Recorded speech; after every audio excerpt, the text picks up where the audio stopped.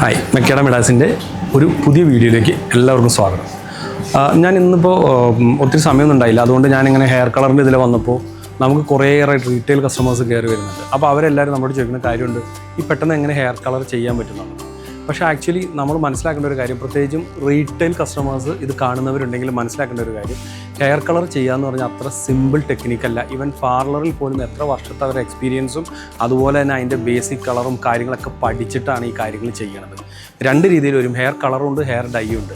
Hair dye എന്ന് പറയുന്നത് നമ്മളിപ്പോൾ എന്താ പറയുക, നമ്മുടെ ഈ ഹെയറിൻ്റെ ഓരോ സ്റ്റാൻഡ് എടുത്ത് അതിൻ്റെ മുകളിൽ ഒരു പെയിൻറ്റ് ചെയ്ത് എങ്ങനെ ഉണ്ടാവും, ഇതാണ് ഹെയർ ഡൈ എന്ന് പറയുന്നത്. ഉദാഹരണത്തിന് കാലി mehndi, black gold, black rose, ഇതൊക്കെ ആ ഒരു കാറ്റഗറിയിൽ വരുന്നത്. അത് നമ്മൾ ഡൈ ചെയ്ത് കഴിഞ്ഞപ്പോൾ 2-3 ദിവസം അല്ലെങ്കിൽ ഒരാഴ്ച കഴിയുമ്പോഴത്തേക്ക് അതിങ്ങനെ പോകും. അല്ലെങ്കിൽ ഒരു കത്രിക എടുത്തിട്ട് നമ്മൾ ജസ്റ്റ് ഹെയറിൻ്റെ മുകളിൽ ചുരണ്ടി കഴിഞ്ഞാൽ അത് പൊടിഞ്ഞു പോകും.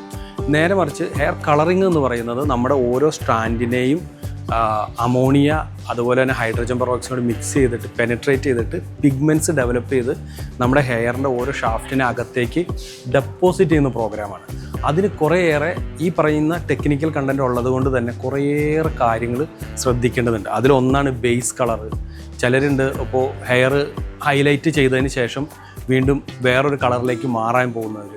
ആ കളർ മാറാൻ പോകുമ്പോൾ നിലവിൽ എന്താണ് ബേസ് കളറെന്ന് അറിയാതെ വേറെ എന്തെങ്കിലും അടിക്കും, അവസാനം പല കളറിലായിട്ട് കിട്ടുന്നവരുണ്ട്. ചെയ്തിട്ട് ശരിയായില്ല, അല്ലെങ്കിൽ അവർ പറയും ആ ക്രീം ശരിയല്ല എന്ന് പറയും. അതുപോലെ തന്നെ നമ്മൾക്കിപ്പോൾ പ്രൊഫഷണൽ സലൂൺസിലാണെങ്കിൽ തന്നെ ചിലർക്ക് അമോണിയ അലർജി ആയിട്ടുള്ളവരുണ്ട്, ചിലർക്ക് PPD അലർജി ആയിട്ടുള്ളവരുണ്ട്. അപ്പോൾ ഇതെങ്ങനെയാണെന്നുള്ളത് നിങ്ങളൊരു പാച്ച് ടെസ്റ്റ് ചെയ്തതിന് ശേഷം മാത്രമാണ് നിങ്ങൾ യൂസ് ചെയ്ത് നോക്കാവുള്ളൂ. അല്ലെങ്കിൽ നിങ്ങളുടെ ചെവിയുടെ ബാക്കിൽ എവിടെയെങ്കിലും ഇത് ജസ്റ്റ് ഒന്ന് ടച്ച് ചെയ്ത് നോക്കിയിട്ട് ഒരു 5 മിനിറ്റ്സ് കഴിഞ്ഞ് കഴിഞ്ഞാൽ അറിയാം. എന്തെങ്കിലും ഇറിറ്റേഷൻ ഉണ്ടെങ്കിൽ ദയവ് ചെയ്ത് ആ ഡൈ ചെയ്യരുത്. മിക്കവർക്കും ഹെയർ ഡൈ ചെയ്യുന്നവരിൽ നിങ്ങൾക്ക് അലർജി ഉള്ളവരാണെങ്കിൽ അത് കൂടുതലും ഈ അമോണിയയുടെ ഭാഗമായിട്ടായിരിക്കും. അപ്പോൾ ഈ പറയുന്ന കാര്യങ്ങളെല്ലാം കൂടെ വെച്ചിട്ടാണ് ഒരു ഹെയർ കളർ ചെയ്യുന്നത്. ഓക്കെ, ഞാൻ ഈ പറഞ്ഞ ബേസ് കളർ കണ്ടുപിടിക്കാനായിട്ട് പലപ്പോഴും നിങ്ങൾ കണ്ടിട്ടുണ്ടോന്നറിയില്ല, സലൂണിലൊക്കെ ചെന്ന് കഴിഞ്ഞാൽ ഇതുപോലെ ഒരു കളർ ചാർട്ട് ഉണ്ടാവും. ഇത് വെച്ചിട്ട് നിങ്ങളുടെ ബേസ് കളർ ഏതാണെന്ന് കണ്ടുപിടിച്ചിട്ടാണ് ആ കളറിൻ്റെ മുകളിലൊക്കെ ഓരോ നമ്പേഴ്സ് ഉണ്ടാവും. ഈ നമ്പേഴ്സ് ക്ലിയർ ചെയ്തിട്ടാണ് ഓരോരോ അടുത്ത കളറിലേക്ക് പോകാനായിട്ട് ഏത് ഡെവലപ്പർ യൂസ് ചെയ്യണം, ഏത് കളറാണ് നമ്മൾ എടുക്കേണ്ടത് എന്നുള്ളതൊക്കെ കാണും. നിങ്ങൾക്ക് ഏത് പ്രൊഫഷണൽ കളർ എടുത്തു കഴിഞ്ഞാലും ഇതേപോലെ കുറേ നമ്പേഴ്സ് കാണും. ഈ നമ്പേഴ്സും ഒപ്പം തന്നെ ഇതിന് ഡെവലപ്പ് ചെയ്യാനായിട്ടുള്ളത് 20 വോളിയം, 30 വോളിയം, 40 വോളിയം എന്നൊക്കെ പറഞ്ഞിട്ട് കാണും. അപ്പോൾ അതൊക്കെ പ്രോപ്പറായിട്ട് യൂസ് ചെയ്യാൻ അറിയുന്നവർക്ക് മാത്രമാണ് യഥാർത്ഥത്തിൽ ഈ പ്രൊഫഷണൽ റേഞ്ചിലുള്ള കളേഴ്സ് യൂസ് ചെയ്യാൻ പറ്റുള്ളൂ. ഒപ്പം അതിൽ തന്നെ 2 വേരിയൻറ്റ് വരുന്നുണ്ട്. ഒന്ന് അമോണിയ, പിന്നെ അമോണിയ ഫ്രീ. അതിൽ ചിലതിൽ ഓയിൽ ഡെവലപ്പറായിരിക്കും വരിക, ചിലതിൽ ജെൽ ടൈപ്പായിരിക്കും വരിക. അപ്പം ഇതൊക്കെ വളരെയേറെ സങ്കീർണമായ വർഷങ്ങളുടെ അറിവും ഒപ്പം തന്നെ ടെക്നിക്കൽ സൈഡ് പഠിച്ച ആളുകൾക്കാണ് ഇത് യൂസ് ചെയ്യാൻ പറ്റുള്ളൂ. അപ്പോൾ ശരിക്കും പറഞ്ഞു കഴിഞ്ഞാൽ സ്വന്തമായിട്ട് കളർ ചെയ്യാൻ ഇത്തരത്തിലുള്ള പ്രൊഫഷണൽ സാധനങ്ങൾ മേടിക്കുന്നവർ പ്രത്യേകിച്ച് ശ്രദ്ധിക്കുക. ഈ ഹെയർ കളറിംഗ് എന്ന് പറയുന്നത് അത്ര ഈസിയായ പരിപാടിയല്ല. പലർക്കും ചെയ്തിട്ട് ഉദ്ദേശിച്ച കളർ കിട്ടുന്നില്ല എന്നൊക്കെ പറയുന്നതിൻ്റെ കാരണം ഇത്തരത്തിലുള്ള ടെക്നിക്കൽ ടേംസ് അറിയാൻ പാടില്ലാതെ പരീക്ഷണങ്ങൾ നടത്തുന്നത് കൊണ്ടാണ്.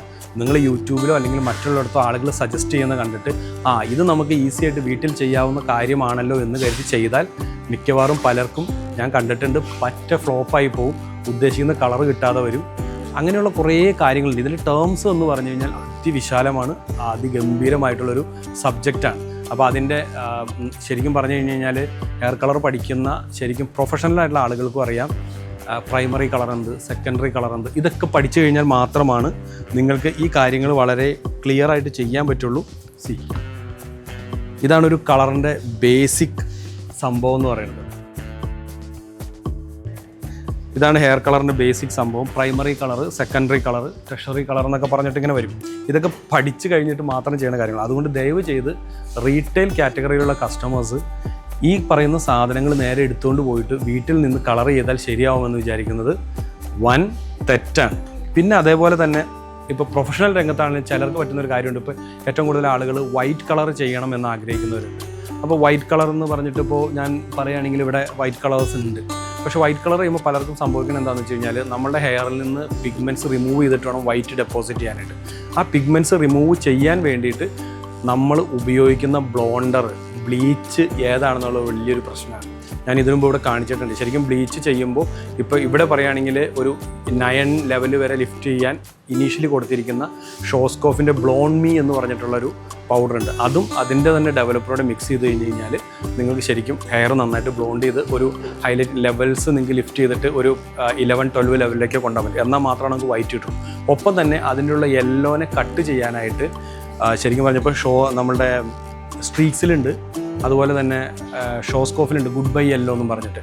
അതും കൂടെ ഉപയോഗിച്ച് ഈ നമ്മുടെ യെല്ലോ ആ ഷെയ്ഡ് വാഷ് ചെയ്ത് കളഞ്ഞിട്ട് നിങ്ങൾ വൈറ്റ് അപ്ലൈ ചെയ്താൽ മാത്രമേ പ്രോപ്പറായിട്ട് കിട്ടുള്ളൂ. അങ്ങനെ കുറേയേറെ ടെക്നിക്കൽ സൈഡ് വേണ്ട ഒരു കാര്യമാണ് ഈ പറഞ്ഞ ഹെയർ കളറിംഗ് എന്ന് പറഞ്ഞാൽ. അപ്പോൾ ഞാൻ കൺക്ലൂഡ് ചെയ്യണ അത്രയേ ഉള്ളൂ, hair colouring is not a easy job. Retail ചെയ്യുന്ന ആളുകൾ, പ്രത്യേകിച്ച് റീറ്റെയിൽ കസ്റ്റമേഴ്സ് ഇവിടെ വന്നിട്ട് കാണുമ്പോൾ ചോദിക്കുന്നവരോടും, അതുപോലെ തന്നെ സലൂണിൽ പോയാൽ അയ്യോ ഇതിന് കാശ് കൊടുക്കണ്ടേന്ന് വിചാരിക്കുന്നവരോടും ഞാൻ പ്രത്യേകം പറയാണ്, ഹെയർ കളറിങ് അങ്ങനെ നമുക്ക് വളരെ സിമ്പിളായിട്ട് വീട്ടിൽ നിന്ന് ചെയ്യാവുന്ന കാര്യങ്ങളല്ല. കുറേയേറെ കാര്യങ്ങളതിൽ നോക്കാനുണ്ട്. അമോണിയ ഫ്രീ, അമോണിയ ഉള്ളത്, അതേപോലെ തന്നെ ഓയിൽ ഡെവലപ്പർ, ജെൽ ഡെവലപ്പർ, ഇങ്ങനെ കുറേയേറെ കാര്യങ്ങളൊക്കെ ഒത്തു വരുമ്പോൾ മാത്രമാണ് ഒരു ഹെയർ കളറിങ് പെർഫെക്റ്റ് ആവുള്ളൂ. അതിൽ കുറേയേറെ പഠിക്കാനുണ്ട്, അതിൻ്റെ ബേസ് കളർ പഠിക്കാനുണ്ട്, അങ്ങനെ കുറേയേറെ കാര്യങ്ങളാണ്. അപ്പം നിങ്ങൾക്ക് ഡൈ എന്ന് പറയുന്നത് സിമ്പിളാണ്, ആർക്കും വീട്ടിൽ കൊണ്ടുപോയി ചെയ്യാവുന്ന, നിങ്ങൾ നോർമലി ചെയ്തു വരുന്ന കാര്യം തന്നെയാണ്. പക്ഷേ കോംപ്ലിക്കേറ്റഡ് ആയിട്ട്, പ്രത്യേകിച്ചും പുതിയ തലമുറ, അതായത് എന്താ പറയുക ജെൻസി എന്നൊക്കെ നമ്മൾ പറയുന്ന ആ കാറ്റഗറിയിലുള്ളവർ അത്ര സിമ്പിളായിട്ട് നമുക്ക് വീട്ടിൽ ചെന്ന് ചെയ്യാവുന്ന ഒരു പ്രോഗ്രാമല്ല. അപ്പോൾ അതുകൊണ്ട് നിങ്ങൾ ഹെയർ കളറിന് നമ്മൾ സജസ്റ്റ് ചെയ്യുന്നത് എപ്പോഴും പ്രൊഫഷണലായിട്ടുള്ള ഒരു ഹെയർ കളറിസ്റ്റിൻ്റെ സഹായം തേടുന്നതാണ് നല്ലത്. ഒരിക്കലും ഹെയർ കളർ ചെയ്യാമെന്ന് പറഞ്ഞാൽ വീട്ടിൽ സ്വന്തമായിട്ടിരുന്ന് ചെയ്യാൻ പറ്റുന്ന ഒരു കാര്യമല്ല. ഒട്ടനവധി എഡ്യൂക്കേഷൻ കഴിഞ്ഞിട്ടും അതിനെ പഠിച്ചിട്ടുമൊക്കെ ചെയ്യുന്നൊരു ജോബാണ് ഹെയർ കളറിംഗ് എന്ന് പറഞ്ഞാൽ. അപ്പോൾ നിങ്ങൾക്ക് അങ്ങനെ ഒരു താല്പര്യം ഉറപ്പായിട്ടും നിങ്ങൾ നിങ്ങളുടെ അടുത്തുള്ള ഏറ്റവും നല്ല സലൂണിൽ പോയിട്ട് വേണം ഹെയർ കളർ ചെയ്യാനായിട്ട്. നിങ്ങളുടെ ആ ലുക്കും ആ ഫീലും ഏറ്റവും കൂടുതൽ നമ്മളെ എന്താ പറയുക ഹെൽപ്പ് ചെയ്യുന്ന ഒരു സംഭവമാണ് നമ്മുടെ ഹെയർ. ആ ഹെയർ നിങ്ങൾക്ക് കോൺഫിഡൻസ് നൽകുന്ന രീതിയിലേക്ക് മാറ്റാൻ എപ്പോഴും നല്ലൊരു ഹെയർ കളറിസ്റ്റിൻ്റെ സഹായം തേടുന്നതാണ് ഉത്തമം. ഒപ്പം നിങ്ങൾ ഒരു കാര്യം ശ്രദ്ധിക്കുക, ഞാൻ നേരത്തെ പറഞ്ഞതുപോലെ എപ്പോൾ നിങ്ങൾ ഹെയർ കളർ ചെയ്താലും ഒരു പാച്ച് ടെസ്റ്റ് എടുത്തതിന് ശേഷം മാത്രമേ ചെയ്യാവുള്ളൂ.